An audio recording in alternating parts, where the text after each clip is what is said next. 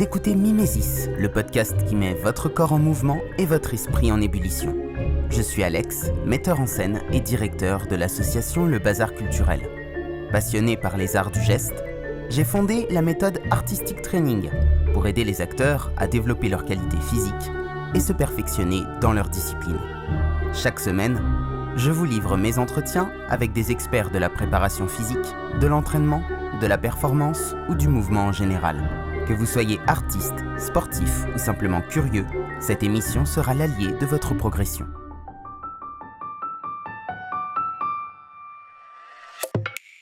Bonjour à tous, bienvenue dans ce nouvel épisode de Mimesis. C'est comme d'habitude un plaisir de vous retrouver. Ce matin, je suis en compagnie de Guillaume Amand. Bonjour Guillaume. Bonjour Alex. C'est un plaisir de te recevoir sur ce podcast. Ça fait un petit moment que je suis ton travail, notamment via ta chaîne YouTube Esprit du Corps. Je suis pas mal en accord avec tes vidéos. On en reparlera tout à l'heure. Notamment, là, tu as fait des vidéos assez récemment sur le coaching qui m'ont pas mal plu. Donc voilà, je trouvais ça intéressant de pouvoir échanger avec toi, de discuter de ton parcours, de ton travail et aussi voilà, de ta vision de la vie de manière un peu plus générale. Avant de te laisser la parole, je vais faire ta petite présentation. Tu n'y échapperas pas. Donc, tu t'appelles Guillaume Amand, tu es coach de vie, ostéothérapeute rebouteux, prof de Qigong, de Tai Chi Chuan et fondateur d'Esprit du Corps, qui est un centre de formation, on va dire pour toute personne. Au début, j'avais noté thérapeute, mais plus pour toute personne qui s'intéresse à l'énergétique et qui a aussi un côté chaîne YouTube. Est-ce que j'ai tout bon? Exactement, c'est tout bon. C'est tout bon, Est-ce que Alex. tu veux ajouter des choses? Peut-être préciser que voilà, en fait, oui, je pense que tout le monde peut développer justement ses capacités. Et c'est surtout ça, je pense, le message de l'esprit du corps, c'est vraiment de.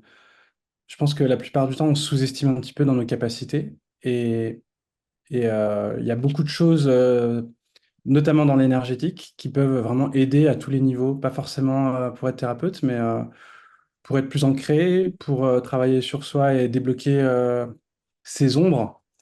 Et donc, en fait, c'est aussi donner tous ces outils, en tout cas explorer ces outils plutôt que les donner, et puis rechercher avec le spectateur, parce que j'ai pas la prétention d'avoir le savoir, mais plus l'envie de partager des découvertes. Alors, si tu étais un livre, Guillaume, Alors, si j'étais un livre, je serais Vendredi ou les limbes du Pacifique de Michel Tournier, parce que au fond de moi, il y a vraiment cette vision de connexion à la nature profonde, d'aller à l'essentiel. Et là, aujourd'hui, j'ai une âme d'entrepreneur, mais dans le but de vivre avec rien. C'est-à-dire que moi, mon but, c'est pas d'être riche. J'ai envie d'être riche pour être tranquille et libre, en fait. Et aujourd'hui, quand on est pauvre, on n'est pas tranquille. Donc, dans Vendredi ou les Lames du Pacifique, t'as pas besoin d'être riche pour être tranquille, et c'est ça que j'aime bien. Et c'est vraiment une vision sur la simplicité, en fait, des relations, de la connexion à la nature, et que finalement, il y a tout autour de nous. On peut trouver un équilibre sans forcément se mettre la pression. Et en même temps, je suis partagé avec cette vision, exactement comme Vendredi, qui finalement retourne à la fin dans la civilisation, parce qu'en fait, au fond, il y a quelque chose à comprendre aussi à travers le chaos et le désordre de la structure et de l'ordre, de désordre de l'ordre. si tu étais un film, Si j'étais un film, alors In the Mood for Love de Wong Kar-wai. Je suis un grand fan de Wong Kar-wai, c'est un de mes réalisateurs préférés, parce qu'il est poétique, pour la poésie, pour l'amour et la séduction. J'aime les relations. J'aime les échanges et la sensualité aussi. Je trouve que c'est quelque chose que je trouve important à développer dans la vie, parce que c'est ce qui fait que ça fait vibrer les choses. Donc, In the Mood for Love, puis j'aime bien la musique de In the Mood for Love. si tu étais une époque, Je serais une époque dans les années 50, parce que pour moi, c'était vraiment le début des Trente Glorieuses, avec le début de la technologie, mais pas encore trop poussé à bout, mais avec la découverte. Avec la simplicité encore, la combinaison entre le modernisme et le côté ancien, on va dire essentiel. Et je trouve que c'est bien de trouver cet équilibre justement entre les deux. si tu étais une devise, une citation, un proverbe, pas une monnaie, hein. Ouais, ouais, ouais. Alors, c'est une devise que j'ai souvent, que j'utilise souvent. J'ai mes cinq mantras. Il y en a une, la première, c'est problème égale opportunité. C'est vraiment pouvoir transformer justement tous ces obstacles en forcément quelque chose de positif et de transmuter justement cette problématique en qu'est-ce qu'il y a derrière, qu'est-ce que ça m'apporte en fait, quelle est la porte qui s'ouvre au moment où j'ai un problème. Et si tu étais une créature légendaire? Alors moi je serais le phénix parce que je suis tout le temps en train de mourir et de renaître en permanence. Et donc, j'aime l'idée de mourir et de renaître et de mourir. C'est un peu fatigant, j'admets, mais c'est tellement épanouissant parce que tu grandis, tu changes, tu transformes tout le temps en permanence. Et le phénix, bah, il vole en plus, je me suis dit, tant qu'à faire, autant voler, quoi. Alors, en allant voir sur ton site pour préparer l'interview, j'ai vu que j'en ai découvert un peu plus sur ton parcours que j'avais pas forcément vu au départ dans tes vidéos. Et j'ai notamment vu que tu avais eu plusieurs vies, en fait, et que tu avais commencé comme vidéaste. Et du coup, j'ai envie qu'on remonte à cette période-là de ta vie. Qu'est-ce qui t'avait intéressé d'abord dans le métier de vidéaste et pourquoi tu l'as quitté?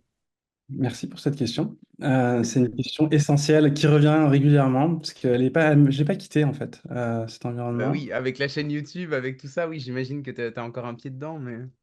Sauf que c'est pas la vision que j'ai c'est plus l'aspect cinématographique, mais ça reste présent. C'est un peu comme la musique aussi. J'étais musicien, donc je suis toujours en fait là. Je reprends d'ailleurs les bases.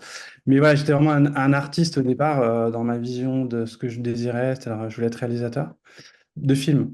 Et je me suis retrouvé en BTS audiovisuel option maintenance à réparer des parce que j'étais pas bon en français. Donc, je pouvais pas aller dans les options, tu vois, plus, j'avais présenté à la FEMIS aussi dans les options plus, on va dire, cinématographiques. Artistique, J'avais ouais. également voulu faire le dossier à la FEMIS et j'avais galéré parce que c'était pas ma spécialité, tu vois, l'aspect littéraire. Par contre, je pense que je suis assez créatif et j'ai beaucoup de messages à passer à travers le cinéma. Donc, je l'ai fait un peu en privé avec comment, des courts-métrages en Super 8. Donc, puis ensuite, des projections audiovisuelles, ben, des projections vidéo sur des musiques qu'on faisait, des concerts. Tu sais, c'était les écrans derrière avec de l'art vidéo, des choses comme ça. Et puis ensuite, bah, c'est l'environnement un peu destructeur du milieu artistique qui m'a fait vraiment switcher. Parce que j'adorais cet environnement. Ben, mes amis étaient très, très forts, mais ben, j'avais une amitié très forte. Cependant, il y avait beaucoup d'autodestruction, il y avait beaucoup de conflits, beaucoup de névroses. Et en fait, j'ai coupé à un moment donné pour pouvoir vraiment me recentrer sur mon corps et mon esprit, à retravailler sur le jardin, le qigong et la méditation, les arts martiaux. À ce moment-là, tu étais complètement coupé de tout ça. Enfin, je veux dire, tu n'avais pas de pratique physique particulière. Non, j'étais très destructeur. J'avais une vie où je picolais tout le temps, je fumais, de tout et d'autres choses. Donc, j'étais très, très destroy. Et je suis arrivé à un épuisement en fait de mon système vers 23 ans, donc assez tôt. Parce que de toute façon, je tombe assez souvent dans les extrêmes, hein. J'ai tendance à vouloir aller pousser les limites. Je les touche, puis après, c'est pour ça que je renais de mes cendres. Hmm. C'est parce que je pousse les extrêmes, et après, ah, mais en fait, c'est ça. Et c'est ça qui m'attendait. C'est pour ça que je comprends pourquoi, en fait, j'étais plus bien dans cette condition-là. Je change de condition. Et je redécouvrais un environnement que j'avais envie d'explorer. Et donc, j'ai toujours mes amis. Il y a quand même deux, j'ai 47 ans, deux amis de mon âge qui sont décédés à cause de la drogue. Donc, je suis quand même heureux d'être parti. Et je vois encore mes anciens amis. Il y a quelques amis qui sont quand même toujours sains et saufs. Mais par contre, je suis quand même content du chemin que j'ai parcouru aujourd'hui. Mais des fois, je suis nostalgique aussi de cet environnement artistique. C'est pour ça d'ailleurs que je suis content que tu aies pris contact avec moi, parce que de temps en temps, on oublie un peu que moi aussi, je suis là. Je suis dans la créativité, dans la création, et c'est vraiment ce qui me parle le plus, en fait. S'il y avait pas besoin comment dire, de gagner de l'argent, je pense que je serais purement artiste. Je veux dire, ce serait ça ma destinée. Hmm. Ouais, mais j'aimais bien ce que tu disais tout à l'heure aussi sur le fait qu'on avait tous des capacités, tu vois? Et qu'en fait, l'un n'empêche pas l'autre. C'est-à-dire que tu peux très bien, avoir une activité artistique et puis en même temps faire des trucs et moi je me suis longtemps posé la question quand on s'est eu au téléphone avant l'entretien, tu me demandais, quelles étaient moi mes pratiques et moi je t'ai dit: «Je fais du magnétisme» et en fait quand le magnétisme est arrivé dans la vie aussi dans ma vie, je me suis posé la question: «Est-ce qu'il enfin voilà, est-ce que il ça m'appelle d'avoir une activité comme ça rémunérée?» En fait, bah, je très vite je me suis rendu compte que non, en fait, c'était mon truc parce que j'aime bien faire des soins à mes potes, j'aime bien, tirer les cartes, j'aime bien, utiliser le pendule, je pratique le chamanisme aussi. Mais en fait, c'est ma pratique perso, tu vois? J'ai pas ce besoin d'être dans une pratique professionnelle et en fait, je pense que dans nos vies, on a tous des comme ça des choses qui sont, on est à des endroits différents de ça et puis, bah, pour certains, oui, c'est le côté pro, de la même manière que pour, l'art c'est la même chose pour l'artistique, tu vois? Pour l'art, pour certains, il y en a, ils vont faire des films ou du théâtre de manière amateur, d'autres de manière pro et c'est OK en fait, je trouve que l'important, c'est plus l'équilibre en fait qu'on a entre les différentes pratiques, Merci pour cette leçon d'humilité. C'est peut-être ouais, c'est peut-être un trop niveau. En ce moment, je suis en train de prendre conscience de mon niveau d'exigence, donc aussi bien sur moi que sur l'environnement extérieur. Et donc merci parce que c'est encore une petite piqûre de rappel. C'est vrai qu'on peut faire des choses simplement sans se mettre des objectifs grands et juste d'apprécier ce qu'on est capable de faire. Mais j'avais comme ça ce besoin de prouver quelque chose aussi, je pense. Tu vois, il y a mon ego, hein, c'est mon ego qui fait ça, que je commence à comprendre et je l'accepte, hein. Mais maintenant, je suis là, bah, en fait, je suis pas obligé, c'est vrai. Et c'est vraiment, là maintenant, c'est vraiment la leçon que je suis en train de vivre. Tu vois, cette leçon-là qui est en train de me faire ressortir sur le fait que bah, on peut faire des choses simplement, tu vois. Et moi, c'est tout de suite des grands trucs, tu vois. Je suis entrepreneur, je veux être... ouais, le grand film, le long métrage qui sort dans tous les cinémas, primé au Festival de Cannes. Ah, mais je me voyais sur les si je fais du cinéma, c'est pour aller au Festival de Cannes. C'est pas pour faire juste des petits films où tu galères, tu vois. Il y avait toujours cette.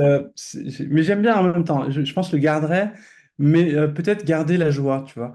Peut-être se donner des grands objectifs et en même temps garder cette joie et combiner effectivement mes pratiques, ce que je suis en train de faire. C'est-à-dire que plus ça avance, j'ai pas de déperdition de tout ce que j'ai appris. C'est-à-dire que je suis pas en train de dire je ferai plus d'arts martiaux, je ferai plus de musique. Tu vois, je fais toujours de la guitare, la batterie. Je suis en train de composer des morceaux aussi, tu vois. Mais je le fais en off, en fait. Et ça me va très bien aussi.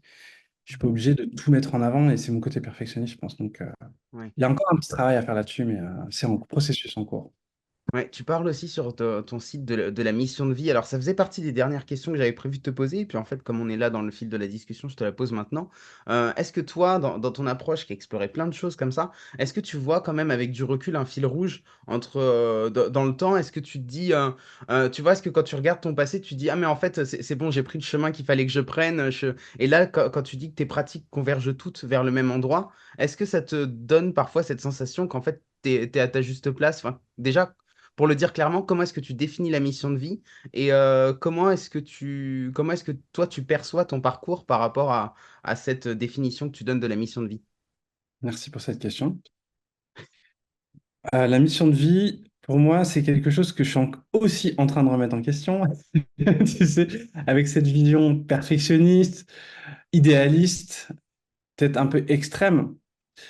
Mais finalement, bon, je suis quand même je pense que tous les chemins mènent à la mission de vie, on va dire. Malgré tout, aujourd'hui, je suis beaucoup plus tolérant. J'avais un petit côté catégorique, je l'ai encore, où il y a un chemin qui est bon, un chemin qui est mauvais. Et c'est très dualiste, en fait, comme vision. Et c'est très perfectionniste, encore une fois. C'est très exigeant. Je pense que c'est un juste milieu encore à trouver. C'est-à-dire que c'est pas non plus, c'est-à-dire que des fois, il faut se réveiller. C'est-à-dire que quand on est dans le déclin total, peut-être que c'est notre mission de vie aussi, tu vois. C'est ça la question que je me pose, c'est si on est en train de stagner dans notre énergie et peut-être qu'on a besoin de ça, en fait, tu vois. Peut-être tout simplement que si l'univers ne nous réveille pas à ce moment-là, c'est peut-être parce que justement, on n'a pas besoin d'être réveillé à ce moment-là. Et autant tu m'aurais posé cette question il y a un mois, j'aurais dit, bah voilà, on a une mission, c'est Mmh. celle qui nous accomplit, celle qui nous fait grandir. Je le pense quand même, hein, tout ça. Je vais te donner mon ancienne vision et après je te dirai ma réflexion sur ce qui se passe. Mon ancienne vision que je suis en train de remettre en question là depuis 2 semaines, c'est pour ça que là je suis en processus de transformation. Là, je suis en train de renaître de mes cendres. Donc, la vision que j'avais jusqu'à maintenant, c'était il y a un chemin qui nous épanouit, qui nous fait grandir, qui nous oblige à développer nos pleins potentiels, à nous harmoniser, à nous structurer. Et ce chemin-là, c'est notre mission de vie. C'est celui qui permet de nous accomplir, en fait, à devenir une version optimale. Parce que quand on a une mission, un objectif précis, on est obligé d'être à la hauteur. Et du coup, on est obligé de s'accorder pour la réaliser. Et en même temps, c'est un chemin qui me donne beaucoup de joie et de satisfaction, puisque, puisque c'est le chemin le plus optimal, en fait. C'est celui qui nous correspond le plus. Et ça voudrait dire, ça sous-entend du coup qu'il y a un chemin, il y a d'autres chemins. Donc, c'est-à-dire que tous les autres chemins sont moins épanouissants et qui ne sont pas obligés de nous accorder. Je suis encore un peu d'accord avec ça. Cependant, encore une fois, avec ma remise en question sur le perfectionnisme et l'idéalisme, et tu vois, cette vision unique, un peu catégorique, qu'on m'a aussi fait comprendre à travers mes relations amoureuses, tu vois. Tu te remets en question aussi avec les autres, quoi, en miroir, et qui me font prendre conscience que la simplicité, la légèreté, le lâcher prise, c'est aussi. On n'est pas obligé d'être catégorique dans certaines choses. Donc là, c'est en plein questionnement. J'ai pas de réponse en fait. Et je pense que c'est bien de ne pas avoir de réponse, mais d'avoir ce questionnement, il est intéressant. Parce qu'effectivement, depuis que j'ai développé cette chaîne, depuis que je me suis transformé, je m'améliore, je me sens de mieux en mieux. Et j'ai encore plein de bugs à régler, j'ai encore plein de des blessures que je pensais avoir réglées qui sont encore là. Tu vois, il y a encore du nettoyage. Et c'est là où tu te poses des questions, tu te dis, mais je suis encore en train de me nettoyer. Est-ce que le but, ce serait pas est-ce que le but, ce serait pas de juste de vivre, quoi, tu vois, sans chercher quoi que ce soit, quoi, en On cherchant cherche à juste. être le plus propre possible, à atteindre la perfection, le moment ultime. En fait, peut-être qu'il n'y a pas de moment ultime. Voilà, donc j'aime bien laisser comme ça cette ouverture, plutôt que d'affirmer. Je pense que la nuance entre hier et aujourd'hui, c'est qu'aujourd'hui, je laisserai vraiment cette nuance. Et je trouve qu'elle est bien. Et quand j'ai envie de me développer, ben, je vais travailler sur un chemin spécifique qui va me faire grandir. Puis quand j'ai envie de me reposer, je me... Choisis l'autre chemin. Tu prends le petit sentier, tu dis allez, on fait une pause, on plante la tente ici, on repartira demain. Exactement. Mais ce chemin, il m'attire toujours, en fait. C'est ça c'est régulièrement, je remets en question tout ça. Ouais, tu te prends pour qui? Tu vois ce que je veux dire? Il y a une espèce de truc Mm. que tu mets pas la pression aux autres, tu vois, aussi, tu vois. C'est quoi cette pression qu'il y a? Est-ce qu'il y a besoin de pression? Et dans la vie, effectivement, des fois, on a besoin de pression. Des fois, on a besoin de nous mettre une petite claque, une petite fessée et puis de dire, vas-y, il faut que tu te bouges les fesses. Et puis, tu vas aller trouver du taf, mais au début, tu vois, il faut qu'il y ait des moments percutants. Et peut-être que c'est vrai que plus c'est percutant, plus on grandit. Mais est-ce que c'est vraiment obligatoire? Et est-ce que c'est vraiment le meilleur chemin? Ça, peut-être que je peux le remettre en question. C'est ouf parce que je me reconnais mais à 1000% dans ce que tu dis, tu vois, parce qu'en même temps, je suis très ambitieux et puis du coup, j'ai envie enfin, d'atteindre certains objectifs et parfois, je suis là et je me dis, mais pourquoi est-ce que je me fais pas un boulot mais tranquille où juste je profite de la vie, je me mets bien, je vais voir mes potes.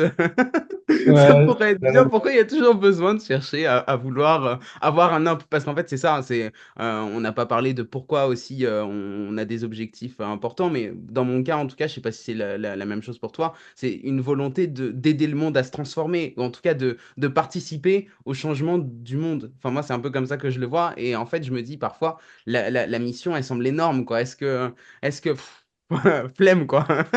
T'as des jours où tu te lèves et tu te dis flemme.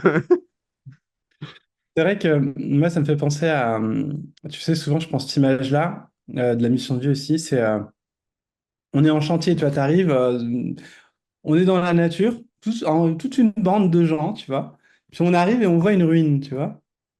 Donc là, en gros, c'est l'incarnation. On s'incarne et on voit que c'est le bordel, quoi. Puis tout d'un coup, il y a un mec qui prend le dessus, qui dirige tout le monde, qui contrôle tout. Puis tu sais, toi, tu es obligé de subir les conditions qu'on te propose. Et en fait, tu dois réagir. Tu dois agir aussi. Et tu dois dire, maintenant, on retape cette maison, on prend le bon chef, on met les bons leaders au bon endroit pour que cette société, pardon, puisse s'harmoniser. Et je pense qu'aujourd'hui, moi, je crois énormément en l'homme et en l'humanité. Par contre, c'est important d'avoir un bon dirigeant, d'avoir des bons leaders. Et c'est juste ça qu'il faut harmoniser. C'est-à-dire que aujourd'hui, pour moi, les leaders sont pas forcément bienveillants vis-à-vis des gens qui dirigent. Donc ça, voilà, c'est une vision un peu, tu vois, complotiste, comme on dit maintenant, mais en fait, c'est une vision qui remet en question justement la qualité du chef. Pas forcément complotiste, mais dire, est-ce que c'est vraiment la bonne personne qui nous dirige? Est-ce que c'est à eux de diriger? Est-ce qu'il n'y a pas des personnes qui seront plus aptes à nous diriger? Et moi, j'ai pas la prétention de vouloir diriger les gens, mais par contre, d'avoir un bon leader, oui. De trouver des bonnes personnes, je pense qu'il y a des personnes qui sont vraiment bienveillantes pour l'humanité, qui peuvent vraiment harmoniser. Et je pense que ça dépend juste de ça, la qualité de la paix sur Terre. Pas rien d'autre, en fait. Et pour ça, il faut prendre conscience. Et donc, quand on arrive sur le chantier, donc il y a ceux qui font rien et qui disent, moi, de toute façon, je reste à côté, parce que j'ai la possibilité de ne pas retaper la maison. Puis tu as ceux qui prennent des pierres et qui vont construire avec les autres. Puis il y a ceux qui vont dire, non, on va faire une autre. On va repartir, mais ce serait bien quand même qu'on soit dirigé par la bonne personne, ça va pas. On construit mal, là, en fait. Et donc, bah, on est dans cette histoire-là, et du coup, c'est important, moi, je pense, quand tu prends cette image-là, c'est que le chef, il dégage, quoi, dans un premier temps, quoi. Mais à travers une démonstration de valeur de la part d'autres personnes. C'est-à-dire que si, c'est pour ça que l'entrepreneuriat, pour moi, c'était une vision qui permettait de faire ça, parce que imagine, tu es multimilliardaire et que tu as une capacité d'agir dans le monde, prendre des actions et de mettre en place des nouveaux hôpitaux, des nouvelles écoles, et de montrer en fait un chemin et dire, bah, écoutez, moi je vous propose ça. Ben, je pense qu'on t'écoute et qu'on dit, bah, en fait, ce chef-là, ben, cette vision-là, sans parler de chef, en fait, il n'y a même pas besoin de chef, mais cette vision-là, elle est plus optimale que la vision qu'on propose. Et pour moi, ça, la mission de vie, c'est de vraiment retaper la baraque, en fait. Ouais. Ouais, c'est intéressant la personne à laquelle je pense, forcément, alors que pourtant c'est pas un mec que j'apprécie spécialement, mais tu vois, c'est quelqu'un comme Elon Musk, qui on aime ou on n'aime pas, tu vois? Mais il a quand même cette vision. Moi, j'accroche pas avec lui parce que je trouve qu'il défend quand même une vision de l'humanité qui est, aux antipodes de celle que moi je prétends, trouver. Mais, il a quand même pour le coup, il est, ce qu'on peut pas lui reprocher, c'est de pas avoir une vision claire de ce qu'il veut et de se donner les moyens d'y aller. Tu vois? C'est un mec qui pour le coup, bah, il a déjà les moyens financiers et puis bah, du coup, il cherche quand même à mettre en œuvre des choses. Et je crois que c'est assez vers ça, ouais, qu'il faut tendre. Moi, je suis d'accord avec toi que la vision d'Elon Musk, c'est pas forcément celle que j'ai, mais par contre, il a la qualité d'avoir une vision claire et du coup, il dirige un peu les choses aussi, quoi. C'est vrai que plus on a une vision claire, plus c'est cette vision qui se matérialise. Mais par contre, il faut aussi les moyens aussi derrière. C'est pas juste la vision, mais c'est aussi les moyens. C'est pour ça que l'entrepreneuriat répond aux besoins en fait des moyens. Mm. Ouais, on parlait tout à l'heure d'ego, de mission de vie. Ce qui me semble intéressant aussi de remettre en perspective, c'est le fait que dans cette histoire de mission de vie, moi, ce qui me gêne, je te rejoins un petit peu sur la définition que tu en donnes maintenant. Moi, ce qui m'a toujours dérangé avec cette question de mission de vie, déjà, ce qui est pour moi le plus problématique, ça a été le détournement par toute la sphère du développement personnel et justement de l'entrepreneuriat, où on a commencé à mélanger mission de vie et projet professionnel et où on fait croire aux gens, pas tout le monde, hein, mais il y a beaucoup, beaucoup de coachs, de thérapeutes comme ça qui font croire aux gens qu'en fait, ils vont les accompagner en fait, ils les accompagnent sur un projet professionnel et ils disent qu'ils les accompagnent sur une mission de vie, alors que les deux sont pas du tout la même chose et on peut très bien avoir une mission de vie qui est décorrélée de notre projet professionnel. Ça, c'est la première chose. Et la deuxième, c'est que du coup, je trouve que ça nous amène vers un ego où on veut tous des missions de vie ultra dingues, ultra oufissimes, alors que, parce qu'en fait, on hiérarchise.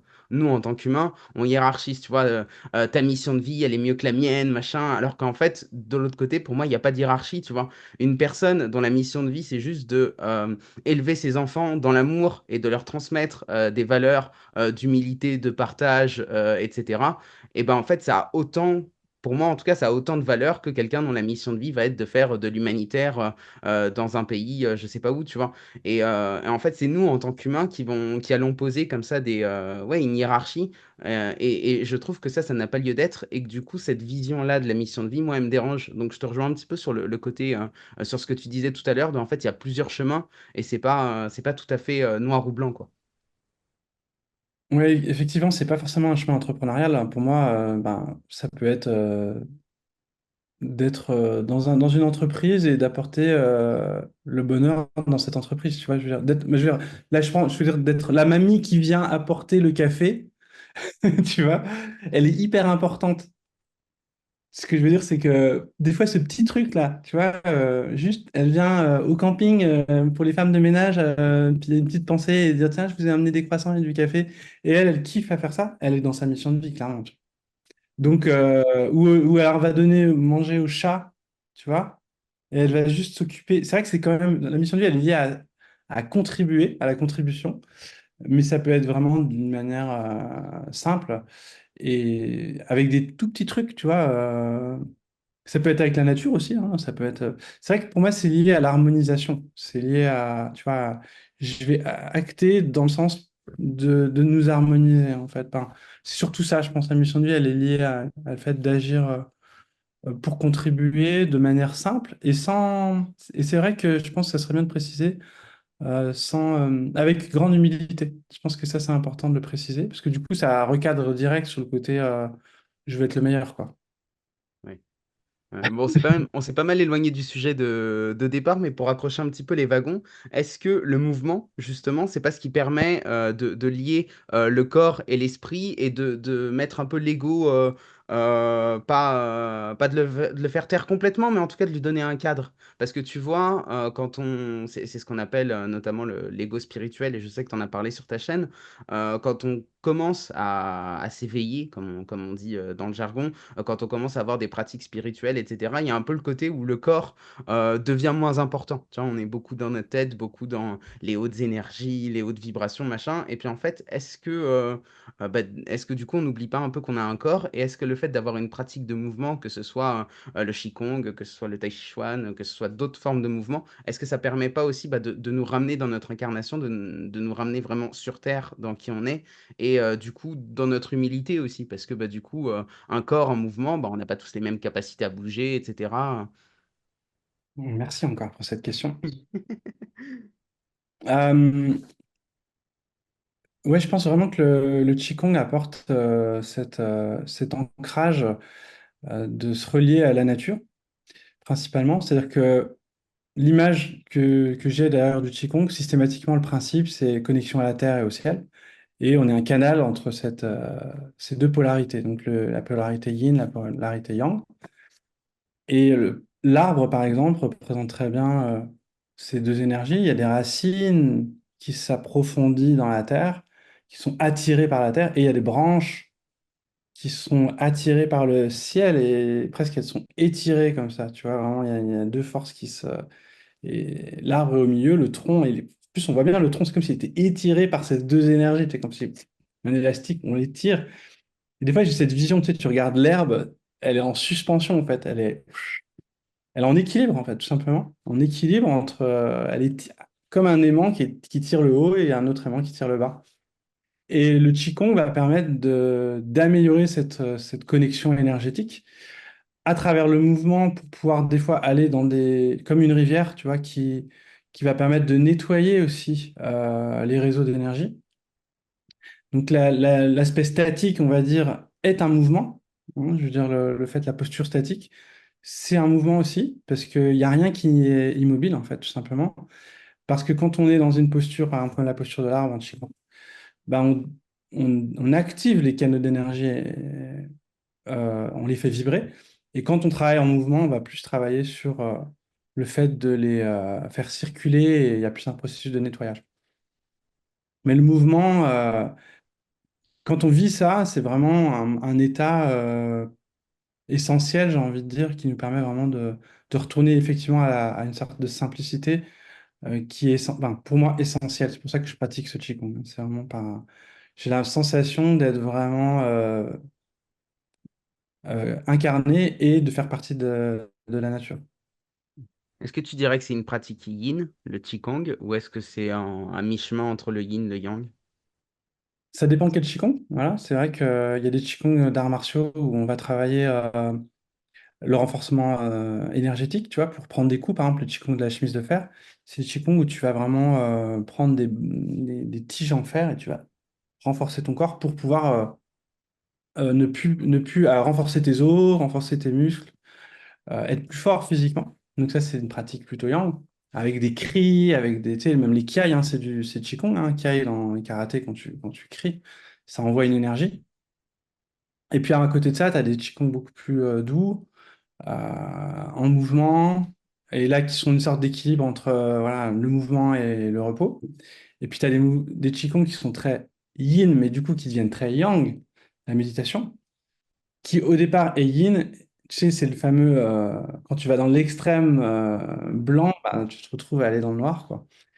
Et pour moi, la pratique statique, c'est la pratique la plus yang finalement. Et la pratique la plus yang, tu vois, style je me renforce le corps, c'est une pratique qui est finalement yin puisqu'elle cherche à renforcer une faiblesse. Tu vois. Et c'est comme si finalement ces deux polarités, ben, il y a toujours autant de yin que de yang, sauf que pas au même niveau. Tu vois, c'est-à-dire que c'est un potentiomètre. Tu vas jouer en fonction de l'état dans lequel toi tu es pour faire ton réglage, en fait, justement. Mmh. Tu pratiques aussi des arts martiaux? Oui, oui, oui. Oui. Au départ, c'est ça qui m'a fait pratiquer. C'est vraiment le kung fu, puis j'ai pratiqué donc 20 ans. Et, euh, et j'ai découvert le qigong la première année où j'ai fait du kung fu, en fait. Donc le tai chi, le qigong, et c'était vraiment une révélation. Après, j'ai lu des livres sur l'illumination. C'est comme ça que je me suis intéressé à tout ce qui est spiritualité. Je sais quoi cette illumination? Et tu sais, avec voilà, le yin-yang qu'il faut accorder, le souffle, la respiration, les exercices spécifiques. Mais je veux trouver le bon exercice, la bonne recette. Puis finalement, avec le temps, on y arrive à trouver cette recette. Tu vois, je commence à comprendre en fait. C'est que c'est juste un équilibre à trouver en fonction de ça, en fonction de notre état actuel. Et, euh, et oui, on peut atteindre des états très puissants. Alors, j'ai vécu quelques expériences, mais c'est pas le but. Le but, c'est vraiment d'incarner la vie. Et des fois, on peut avoir besoin d'aller explorer des dimensions plus profondes, comme dans le chamanisme, on va aller travailler vraiment en profondeur, dans les voyages astraux. Moi, c'est quelque chose qui m'intéresse, hein, mais il y a aussi des fois où c'est pas nécessaire. Donc, avant, j'étais encore une fois, je voulais absolument découvrir. Et puis, quand des fois tu te retrouves à forcer, ben, c'est pas forcément le meilleur moyen de découvrir. C'est peut-être en lâchant prise aussi que tu peux découvrir ces environnements. Par contre, je pense qu'il est important, c'est d'être conscient de tout ça, parce que tu peux lâcher prise une fois que tu es conscient. Tu vois, moi, au début, j'ai mis 20 ans à chercher, à comprendre. Maintenant, j'ai un peu compris tout ce qu'il y avait à comprendre. J'ai plus de... Par contre, j'ai envie plutôt de lâcher prise. Maintenant, je sais qu'il y a ça. J'ai ma vision. J'ai ma croyance, hein, c'est ma vérité. Et puis, elle me correspond. Et puis, peut-être que plus tard, je découvrirai des choses, mais c'est plus mon objectif d'aller atteindre l'illumination. C'était encore mon ego. Ouais, ouais, d'autant que, comme on disait tout à l'heure, peut-être qu'en fait, on l'atteint jamais, quoi. Peut-être que C'est pour à ça, la fin, le chemin, en fait, il s'arrête jamais, tu sais. Au bout du chemin, il y a encore un autre chemin qui conduit sur un autre chemin, et puis en fait, c'est interminable, le truc. et je pense que je l'ai déjà vécu finalement, mais pas comme on l'imagine. Tu vois, souvent je prends un des meilleurs moments de ma vie, tu vois. J'aime bien tu sais, les top 10 de ma vie, tu vois. J'essaie de dire c'est quoi les meilleurs moments que j'ai vécu là, tu vois. Il y en a un particulier, on c'est toujours dans l'amour déjà, hein, c'est toujours dans l'amour, c'est l'amour profond. Donc là c'était en famille, dans le jardin, le printemps, tu vois, avec ce temps, quelque chose de très sobre en fait, très simple. Et voilà, ta compagne qui vient t'amener ta petite femme à l'époque, mais on n'est plus ensemble, c'est pour ça. Mais c'était ma petite femme à l'époque qui m'amenait mon petit jus de fruits, légumes, tu vois, avec un pique-nique et le bébé qui est là. Et c'est un moment, mais de grâce, quoi. Tu vois, c'est des moments intenses.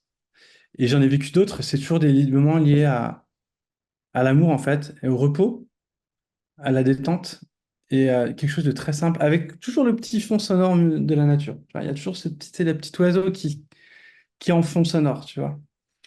Et donc, peut-être que c'est ça l'illumination. L'illumination.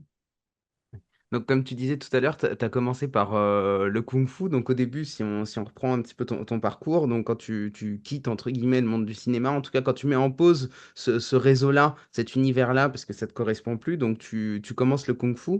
Et à partir de là, du coup, c'est à ce moment-là donc, que commence également ta quête spirituelle, entre guillemets. Peut-être un peu avant, parce que ma mère m'avait offert l'alchimiste à 13 14 ans de Paulo Coelho.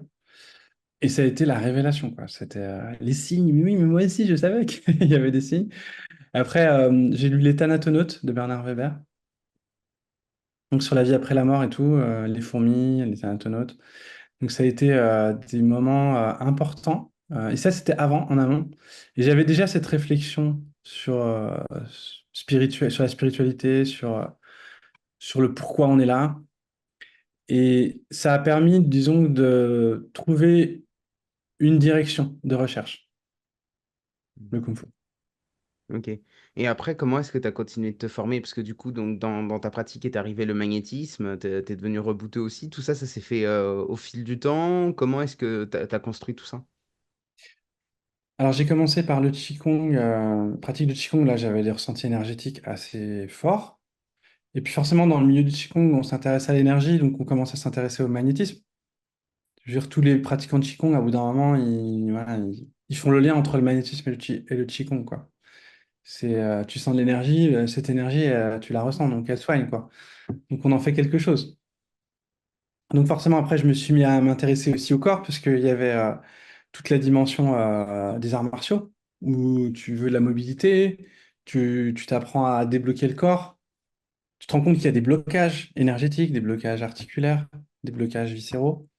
Tu prends conscience, en fait, des différents blocages. Et après, moi, j'ai des problèmes aussi. Donc, j'ai eu des problèmes physiques. J'avais des torticolis à répétition. C'est pour ça aussi que je m'étais mis à pratiquer. Ça m'a apporté vraiment une guérison du corps et de l'esprit. Et c'est comme ça que je suis allé chez les ostéos. Et après, j'ai dit, mais les magnétiseurs, les rebouteux, et c'est comme ça que j'ai découvert cet environnement. Et un jour, un rebouteux, j'ai rencontré en Ardèche, m'a donné envie de pratiquer parce qu'il m'a dit qu'il allait me transmettre. Et j'ai perdu de vue ce gars, mais le fait qu'il ait dit, je vais te transmettre, ouais, c'est ça y est, je vais apprendre en fait. Et c'était à ce moment-là que j'ai vraiment eu le déclic de c'est pour moi, quoi. Et donc, j'ai cherché une école et je me suis formé à l'école des rebouteux de Georges Bergos, qui m'a apporté des outils d'ostéopathie, massage, magnétisme viscéral. Puis bah, moi, j'ai refait à ma sauce parce qu'il nous avait dit qu'on pouvait faire des petits. Genre, c'est très généreux de sa part. C'est-à-dire que, comme moi, les gens qui viennent se former, chacun fait ce qu'il veut, hein, derrière, on n'a pas de contrôle sur la vie des gens. Donc, puis c'est bien de transmettre. Quelle que soit la qualité et tout, moi je m'en fiche. Je pense qu'il y a forcément des gens, ils ont besoin d'apprendre de certaines personnes, pas forcément de moi, forcément. Donc c'est bien aussi qu'il y ait d'autres visions. Et c'est comme ça vraiment que j'ai découvert le rebootement. Et l'efficacité du rebootement, c'est surtout quand je l'ai vécu en tant que patient, puisque quand je suis passé sous les mains de Roman, qui m'a fait du massage, magnétisme, il m'a soulevé par la tête et il y a toute la colonne qui s'est remise en place. Pendant 2 ans, 1 an et demi, 2 ans, j'avais mis un coup de bébé, j'avais l'impression que j'avais jamais ressenti ça. Vraiment plus aucun craquement dans le corps. C'était juste impressionnant. Et il m'a magnétisé aussi toute la colonne comme ça. Et j'ai compris les principes à ce moment-là. J'ai vraiment compris que c'était en gros, l'articulation, elle se bloque, il faut la débloquer. Et elle se débloque aussi grâce à l'énergie, et des fois les canaux d'énergie sont bloqués, donc il faut débloquer ces canaux d'énergie, donc le magnétisme, et des fois c'est le massage, des fois c'est une tension musculaire qui bloque aussi une articulation. Donc il faut travailler ces 3 dimensions, et le rebootement travaille dans ces 3 dimensions. C'est pour ça que c'est intéressant de travailler le musculaire, l'articulaire et l'énergétique, et même le viscéral et l'émotionnel après, tu vois, tu continues ta quête et tu te formes et tu continues d'avoir des nouveaux outils. Tu as utilisé tout à l'heure en début d'entretien une expression que j'ai trouvée intéressante. Tu as parlé de débloquer ces ombres. Pourquoi débloquer et pas chasser les ombres? Parce que les ombres, elles font partie de nous, en fait. Et j'ai cherché longtemps à les faire sortir. Et elles reviennent, quoi. Parce que, en fait, il faut juste les dresser. Et c'est ma vision aujourd'hui. Après, il y a des déchets, hein, il y a des choses à évacuer. Mais il y a surtout, elles sont à intégrer en nous, à accepter, à accueillir, plus qu'à évacuer. Et ça, c'est quelque chose dont j'ai pris conscience il n'y a pas très longtemps. C'est vraiment, j'ai eu un déclic, tu vois, j'appelle ça des fulgurances. En fait, à chaque fois, je voulais sortir, tu sais, t'évacues, mais en fait, elles vont revenir, puis tu les évacues en permanence, quoi. Comme si on pouvait être parfait tout le temps. Non, il y a des ombres, elles sont là, on les intègre, plus pour ça être débloquées dans le sens où elles vont se caler dans un endroit dans notre corps, et en fait, il faut qu'elles circulent, quoi. Faut elles font partie de nous, et on les intègre, et elles nous font grandir quand on les intègre, et alors que quand on veut pas les intégrer, elles nous créent C'est des là où, tensions ouais. en permanence. Voilà. Et du coup, maintenant, je les intègre. Elles sont bonnes maisons et j'expire tout ce que j'ai pas, voilà, tout ce qui est pas utile. Mais par contre, tout ce qui est utile, je l'intègre. On va parler de ta dernière vidéo, donc sur le coaching, dans laquelle tu donnes ta définition de ce qu'est un coach. Et donc, je la trouve vraiment intéressante ta définition, parce que si je résume, hein, tu dis donc un coach, c'est pas celui qui va te conseiller, c'est celui qui va agir en miroir, qui va te permettre de t'exprimer, parce que du coup, il va te renvoyer ta propre image, et donc il va te permettre de comprendre ce que toi, tu n'arrivais pas à voir tout seul. Comment est-ce que t'en es arrivé à cette prise de conscience-là? Déjà, est-ce que je résume bien? Ouais, ben, alors moi j'ai pris conscience en me formant. Je me suis pris une grosse claque quand j'ai fait une formation en coaching, en hypnose et en coaching, tu vois.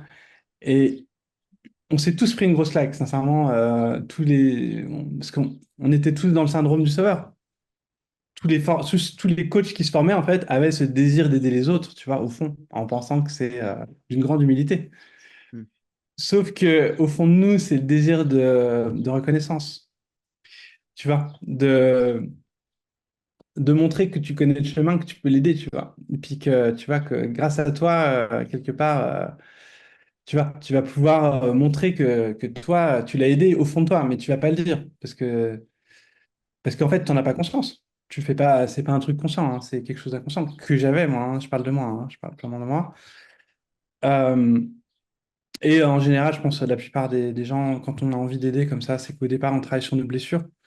On a besoin en fait de trouver cette reconnaissance. Et la reconnaissance, c'est sain d'avoir besoin de cette reconnaissance. Donc, quand j'ai été formé, on a été le premier jour, il a dit, bon, alors un coach, c'est quelqu'un qui emmène la personne là où elle veut, mais pas là où nous, on a décidé qu'elle allait, tu vois. Donc, c'est pas des conseils, mais c'est des questions qui vont faire réfléchir. Et ça a été une grande révélation sur ma manière de communiquer avec mes thérapeutes, avec mes patients en tant que thérapeute, parce que je faisais vraiment pas du tout ça. J'avoue, je donnais des directions, tu vois. Hmm. J'étais directif. Ça, c'est mon côté contrôlant. J'ai mis du temps à m'en défaire, mais je reconnais, j'étais dans le contrôle un peu de l'autre, en fait, tu vois. Pas à cause de mes blessures, à cause de mon besoin de reconnaissance. Et aujourd'hui, j'ai encore un petit peu cet aspect-là, hein, je reconnais, mais j'en ai conscience déjà, donc c'est déjà un peu mieux. Et puis surtout, j'apprends vraiment plus à être à l'écoute de l'autre. Et j'ai encore du travail à faire, énormément. Mais ça avance. Et surtout, j'apprécie beaucoup. Maintenant, je vois vraiment l'efficacité de l'écoute quand les gens m'écoutent et quand quelqu'un me donne des conseils. C'est pas du tout la même chose. Et pour tout le monde, quand quelqu'un nous pose juste des bonnes questions, c'est ça qui nous fait avancer. Alors que nous dire tu devrais faire ci ou ça serait bien que tu fasses ça, de temps en Ouais. temps, c'est utile. Mais quand la personne nous le demande, tu vois, je veux dire, des fois, je vais dire, vas-y, donne-moi un conseil. Hmm. Là, j'ai vraiment besoin d'avoir ton point de vue, donne-moi ta vision, et je m'en fiche, je veux que tu m'imposes un peu ta vision, quoi. Et par contre, c'est moi qui ai décidé, tu vois. C'est pas quand je me pose des questions, par contre, c'est plus, je préfère entendre des questions. Et comment tu ferais alors pour débloquer cette situation? Ça, j'ai envie de me la poser, cette question. J'ai envie que quelqu'un m'aide à me la poser. Donc le coach, il est là pour aider la personne à avoir des réponses. Et de temps en temps, lui donner une vision aussi, peut-être un point de vue extérieur, tu vois. Si j'ai l'impression que, tu vois, mais pas tu devrais, tu vois. Moi, j'exagère, mais il y a un peu ça quand on donne des conseils. Non, mais je suis complètement d'accord. Et alors, si j'extrapole dans un autre milieu qui est le coaching sportif, je t'avais dit aussi que moi, je me suis formé là récemment comme coach sportif. Et ben, on m'a donné la définition que tu donnais tout à l'heure. On m'a donné mais l'exact opposé dans le coaching sportif. Et je t'avoue que moi, quand le prof m'a dit ça, mais j'avais la chair de poule, quoi. Il nous dit, le coach sportif, c'est celui qui va entendre tes objectifs, mais qui va te détourner de ton objectif initial pour t'amener vers là où lui, il veut. Et là, je me suis dit, mais non, c'est pas du tout ce que j'ai envie de faire, en fait. J'ai pas envie de détourner les gens de leur objectif. Au contraire, j'ai envie de les aider à aller vers leur objectif. Mais du coup, je me reconnaissais pas du tout dans cette définition. Et je trouve que là, la définition que tu donnes du coach, même si c'est dans un autre domaine, quelque part, en fait, ça reste du coaching, hein. Le coaching, c'est le même mot à chaque fois, tu vois. C'est comment est-ce qu'en fait, au contraire, tu vas aider la personne à aller vers là où elle veut, quitte à ce que son propre parcours change en cours de route, parce qu'elle-même s'est rendue compte que finalement, il y a peut-être un autre chemin à prendre qui est mieux pour elle, tu vois. Mais en fait, je trouve que ça, c'est plus juste. Oui, oui, je suis d'accord avec toi. C'est vraiment important qu'on reste toujours à l'écoute de son client. En tout cas, on dit un client, on ne dit pas un patient, c'est un coaching. Euh, Même pour un coaching sportif, c'est je veux maigrir, je veux être je veux avoir du cardio. On demande à la personne, c'est quoi ton objectif? C'est pourquoi tu fais appel à moi? Et ensuite, c'est peut-être là où il y a une nuance. Je pense que c'est plus la manière d'exprimer les choses. Et peut-être que aussi, il y a des coachs qui se comportent mal aussi dans certaines visions. Parce que ça, il nous en a parlé dans la formation pour le mauvais coach. C'est celui qui va dire, allez les gars, maintenant il faut y aller. Ça, c'était un peu lui, un peu le paroxysme voilà, c'était sa vision. Moi, je dirais pas que c'est du mauvais coaching. Je pense que des fois, la motivation, ça a du bon, mais que à la base, le coaching, c'est pas ça. C'est plus, pour moi, c'est pas ça que j'appelle le coaching. C'est pas inutile. Je pense pas que ce soit inutile non plus. Tu vois, je veux pas critiquer ce genre de choses. Par contre, d'avoir des outils, la valeur du coach, c'est dans les outils qu'il va lui proposer. Je te propose, Mm. mais lui impose pas. Tu veux atteindre, je te propose de mettre ça en place. Est-ce que tu es d'accord pour mettre ça en place? Oui, je suis d'accord. Alors, à partir de maintenant, tu vas devoir faire ça. Et là, tu peux commencer à imposer, tu vois. Parce que Mm. la personne, elle a dit oui. Donc maintenant, je peux poser des limites et je peux te donner des objectifs. Et tu vas lui donner des conditions et tu vas dire, c'est important que tu respectes ça. Tu es OK pour ça? Oui. Tu vois, c'est Mm. un système de questionnement. C'est pas, maintenant tu fais Mm. ça et tu n'as pas intérêt à faire ça, sinon tu auras, Ouais, c'est pas la punition, quoi. Ouais. une punition. Tu vas valider l'autre. Est-ce que vraiment ça te correspond? Est-ce que ce programme te correspond? Mm. Et s'il ne correspond pas, en quoi il ne correspond pas? Ok. Et donc, si je te propose peut-être, bah, j'aurai peut-être pas le temps de faire tous les jours, tu comprends. Ok. Donc, il te faut combien de minutes par jour maximal? Je pense que peut-être c'est pas assez. Est-ce que tu peux prendre plus, tu vois? En fait, après, tu joues comme ça sur toi ce que tu penses et lui ce qu'il veut et ses limitations, ou des fois, il faut péter ses limites, effectivement, tu vois. Mm. Donc, effectivement, des fois, il faut lui faire prendre conscience. Et c'est là où le coach, il va être plus dans l'espièglerie, dire, OK, donc toi, tu voudrais maigrir en faisant un entraînement par semaine. Tu vois, ou OK, si tu veux, ça va être vraiment difficile. Bon, il te faudra 3 ans. Tu veux attendre 3 ans pour le faire? Tu vois, c'est-à-dire que c'est plus l'humour qui va permettre d'amener à ça, l'espièglerie, tu vois, tu joues un peu sur les peurs donc tu penses que tu peux pas te donner une demi-heure par jour pour pratiquer. Donc ça veut dire que tu as une demi-heure où tu scrolles, tu peux pas l'enlever celle-là. Mm. Ouais, Et à la j'ai base, un invité qui m'a dit un truc hyper puissant il y a quelques temps, mais je sais plus qui c'est. De mémoire, je crois que c'est Victor Segar, mais peut-être que je me trompe. Il me disait que en fait, le rôle de l'accompagnant, lui, il prenait l'exemple d'un psy, mais c'est valable dans dans tous les types de coaching, je pense. Le rôle d'un accompagnant, c'est qu'il va te poser la question le premier jour. Peut-être que la personne va pas savoir répondre, et en fait, son boulot, ça va être que peut-être, aller un an après, il va te reposer la même question, et cette fois-ci, tu vas être capable de répondre, quoi. Parce qu'en fait, pendant un an, tu auras cheminé et du coup, au début, peut-être que tu sais pas répondre au truc, et puis en fait, un an après, la réponse est claire, elle est évidente pour toi, quoi. mhm. Ouais, c'est clair. Ouais, c'est vrai que la vision, la transformation, elle est vraiment, on s'en rend pas compte quand on se transforme. Et c'est ça qui est assez incroyable, c'est qu'on n'a pas l'impression d'évoluer, mais c'est quand on se regarde. Tu sais, moi, je regarde même les vidéos au début. Là, maintenant, en ce moment, j'aurais presque envie de recommencer tout, quoi. Si je vais reprendre toutes les vidéos, je les refais, tu vois. Parce que tu vois l'évolution, la transformation, tu vois. Et ça, c'est le coaching qui fait ça. C'est vraiment. Moi, je suis accompagné, hein, aujourd'hui. J'ai un coach, hein, de vie depuis longtemps. Et c'est fondamental pour moi aujourd'hui. C'est ça, grâce à ça que je travaille mes blessures, d'ailleurs. Euh, et qu'à chaque fois, je suis là, mais il y en a encore une, c'est pas possible. Mais il y en a encore. Et en fait, on a besoin, et des fois, c'est des amis aussi. Là, j'ai rencontré des personnes qui ont une écoute juste exceptionnelle, qui t'aident à t'auto-coacher, quoi. Et je m'auto-coach. C'est-à-dire que je me fais le coach, je me pose la question, mon Guillaume, c'est quoi ta problématique aujourd'hui? Je me fais des promenades de 1 heure ou 2 heures et je me fais. Maintenant, j'y vais en une demi-heure, mon coaching, il est fait. Je mets le protocole en place. C'est trop bien, ça marche, c'est génial. Ok, attends, ça veut dire que tu pars dans la nature avec ta problématique et puis tu Et je fais résous le mon truc. question-réponse. Ouais, tu fais à la fois, tu te fais ton propre dialogue socratique dans ta tête. Exactement. Ok, d'accord. Exactement. Je fais bonjour Guillaume, alors comment ça va aujourd'hui? Ben, ça va. Je fais vraiment comme si je me recevais, quoi. Je fais, c'est quoi ta problématique aujourd'hui? Bah, aujourd'hui, voilà, je me rends compte que voilà, j'ai encore quelques peurs, de je sais pas quoi. Donc, tu veux qu'on travaille sur tes peurs? Ouais, ok. Bah, peut-être les peurs et puis ça, tu vois. Tu fais ton coaching, quoi, tu vois. Et ça fonctionne. Mon J'essaierai, coach, tiens. je termine un coaching là, tu vois, bientôt. C'est des accompagnements sur 6 mois, tu vois. Donc, en gros, Mm. j'investis sur moi, tu vois. Et donc, il y en a un tous les 15 jours. Et là, il m'a dit, la semaine dernière, j'ai dit, tu vois, j'avais une problématique. Il m'a dit, Guillaume, auto-coaching, coach-toi, écoute-toi, écoute le message que t'as envoyé et coach-toi. Et en fait, je le faisais déjà, hein. Mais en fait, j'ai dit, mais, tu vois, il me redonne, il me dit, en fait, t'as la clé en toi, quoi. C'est ça aussi, t'as la clé en toi. C'est qu'en fait, Mm. tu peux t'apporter l'écoute dont tu as besoin. On approche de la fin de cet entretien. Est-ce qu'il y a une leçon que tu as apprise récemment, quelque chose que tu as compris de la vie, de la société, des humains en général? Il y a une première leçon, c'est qu'on est vraiment des miroirs entre frères et sœurs, là. C'est systématiquement, surtout, aussi bien les belles choses que les mauvaises. C'est-à-dire que ce qu'on juge, c'est nos ombres chez l'autre. C'est pas forcément les mêmes, mais elles sont en résonance. Tu vois, il y a un miroir, c'est un ping-pong de quelque chose.